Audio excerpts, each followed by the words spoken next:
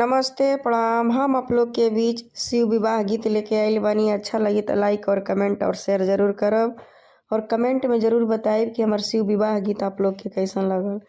थोड़ा सा सर्दी जुकाम हो गया बा, गला अच्छा नहीं कि लेकिन फिर भी गावे की कोशिश करत तनी।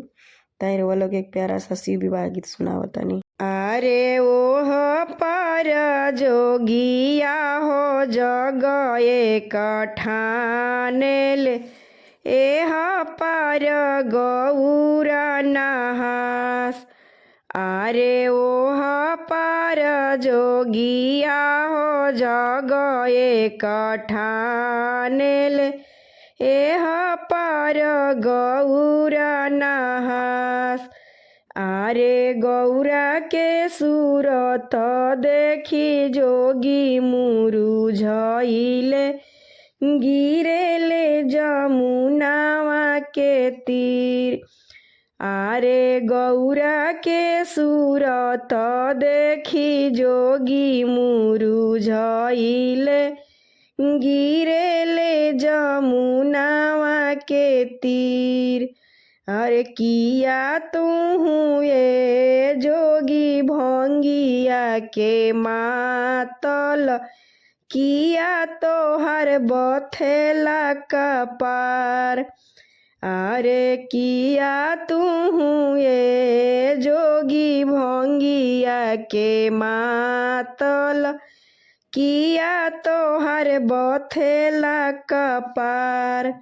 अरे नाही हम ए गौरा भंगिया के मातल, नाही हमरो बथेला कपार।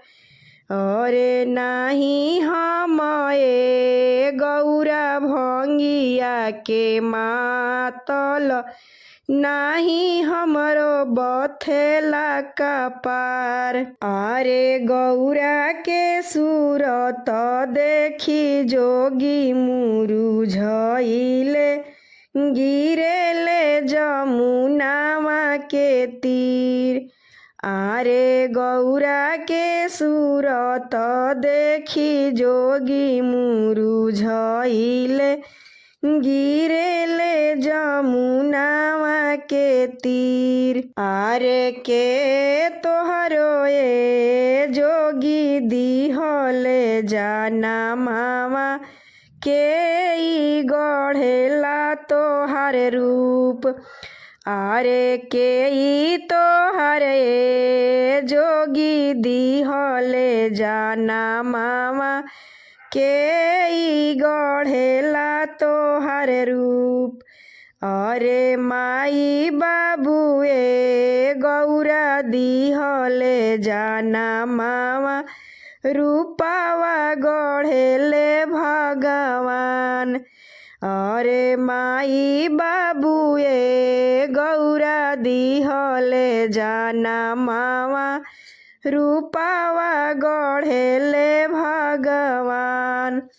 अरे ओही पर जोगिया हो जग एक ठानेल, एह पर गौरा नहास।